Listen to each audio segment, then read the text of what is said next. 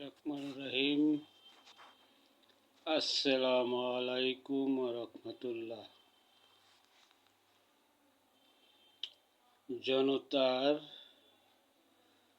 খবর চ্যানেল হতে কিছু কথা বলার জন্য লাইভে এসেছিলাম।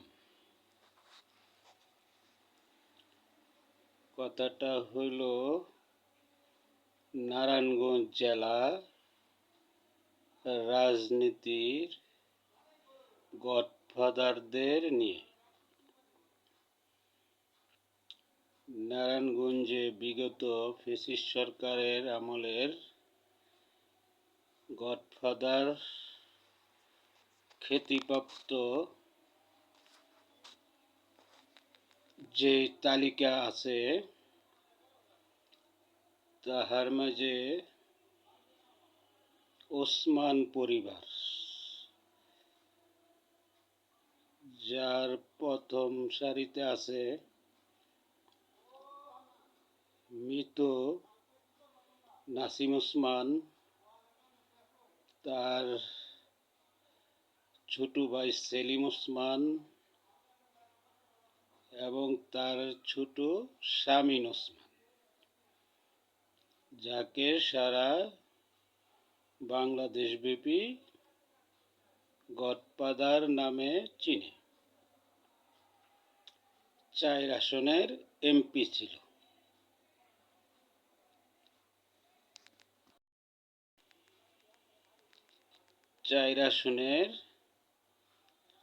এমপি ছিল। কিন্তু তার বড় পরিচয় হলো সে একজন খেতাবপ্রাপ্ত গডফাদার এবং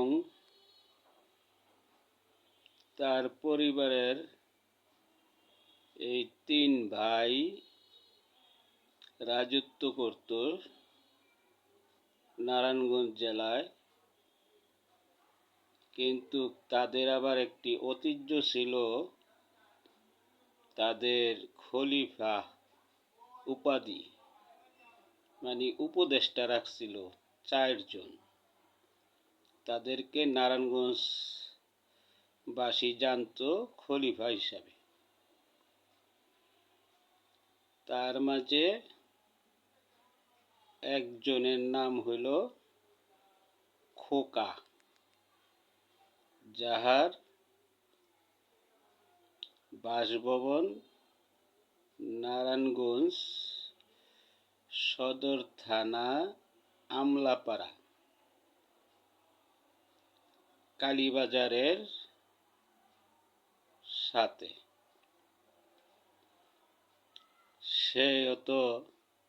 সেই গডফাদারদের অংশীদার এবং সে এই শামীম ওসমান, সেলিম ওসমান, নাসিম ওসমানদের দাবিদারি করতে করতে পরে সে এই ফ্যাসিস্ট সরকারের আমলে 3 বার এমপিও হয়েছে। যেই নারায়ণগঞ্জ সোনারগাঁও থানা, সোনারগাঁও উপজেলা হইতে সিলেকশনে হইয়া গেছে, মানে চোরাই ভোটে। সে কিন্তু ইউনিয়ন মেম্বারেরও যোগ্য না, কিন্তু শামীম ওসমান পরিবার তাকে 3 বার এমপি বানাইছে। বানায়া তার মাধ্যমে সোনারগাঁয়ের জনগণের টাকা চুষে বেড়ায়া খাইছে এবং সেও সেটার ভাগ পেয়েছে।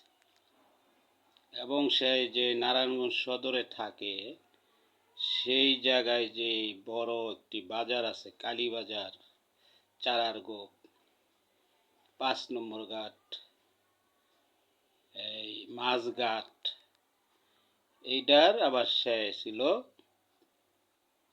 ইজারা মানে গডফাদার। এখান থেকে মাসে মিনিমাম কোটি টাকার উপরে চাঁদা উঠত, সেটা সেই ভোগ করতো। তারই একটা বাহিনী ছিল, যেমন তার বাগিনা আছে, তারপরে টোকাই কিছু পোলাপান আছে, যেমন কুরপান গং, রাব্বি গং, মানে গ্রুপ, এরা গ্রুপের লিডার। তাদেরকে দিয়ে এই বাজার চাঁদা কালেকশন করতো, চলতো, সে পাইতো, আর গডফাদার শামীম ওসমানদের দাবিদারি করত। এখন 5ই আগস্টের পরে যেভাবেই হোক শামীম ওসমানের পুরা ফ্যামিলি মানে পলায়ন করছে। তাদের পলায়নের আগের থেকে ইতিহাস আছে, তো এইবারও তাই করছে, পলায়ন করছে। কিন্তু খোকা তো এখনো দিব্যি নারায়ণগঞ্জে আছে, তার পোলাপান গ্রুপও নারায়ণগঞ্জে আছে। তাইলে এই ফ্যাসিস্ট সরকারের এমপি হয়ে এবং গডফাদারদের সহযোগী হয়ে, এবং গডফাদারদের খালি সহযোগী না, উপদেষ্টা, তাইলে সে তো গডফাদার চেয়েও গডফাদার। সে এবং তার বাহিনী কিভাবে এখনো নারায়ণগঞ্জে বসবাস করে? এটা কি জুলাই আন্দোলনকারীদের ব্যর্থতা? এটা কি বিএনপি স্থানীয়ভাবে নেতৃবৃন্দদের ব্যর্থতা? প্রশাসন তো ব্যর্থতা হয়েছেই, কিন্তু তারা কি করে? তাকে কেন এখনো আইনের হাতে তুলে দেয় না? তার নামে কেন এখনো মামলা হয় না? তাকে আইনের ভাবেই তুই অনেকভাবে তার বিচার হওয়ার কথা, সেটার থেকে সে কিভাবে এখনো চলে? তাইলে কি নারায়ণগঞ্জের কিছু বিএনপির নেতারা কি তার সাথে কিনো আতাত করেছে?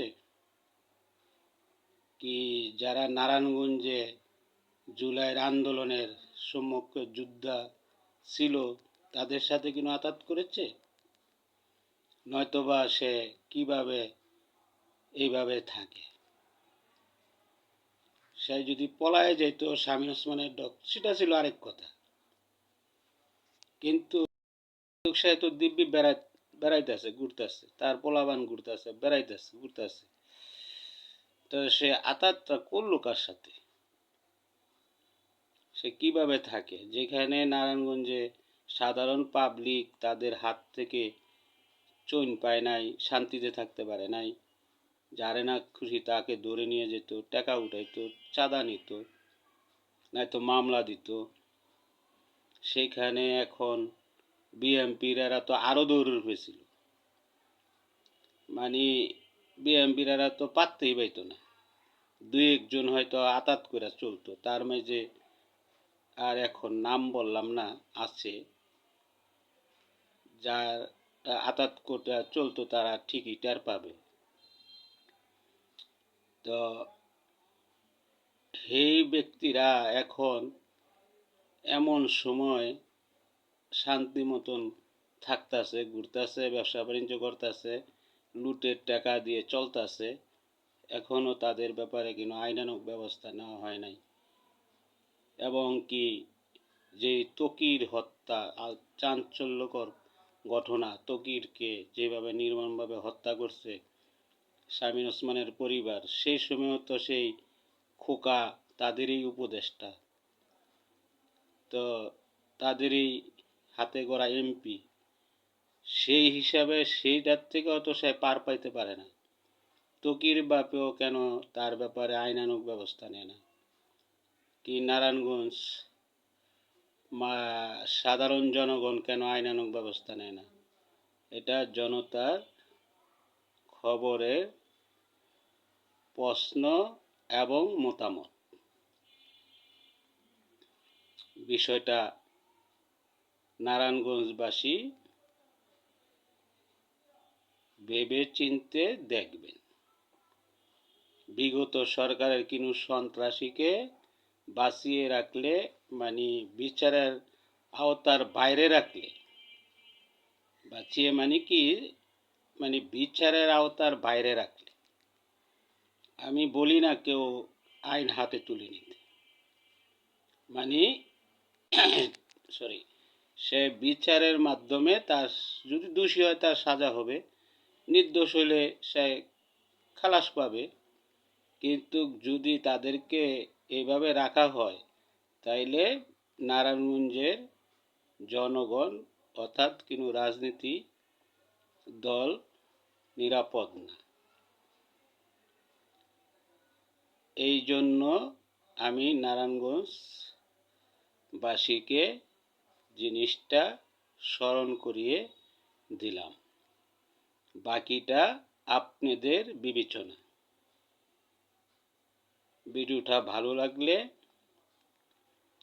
লাইক শেয়ার করিবেন এবং সাবস্ক্রাইব করবেন, বেল বাটনটা চেপে দেন এবং শেয়ার করে ছড়িয়ে দেন এবং জনতার খবরের সাথেই থাকেন। আসসালামু আলাইকুম ওয়া রাহমাতুল্লাহ।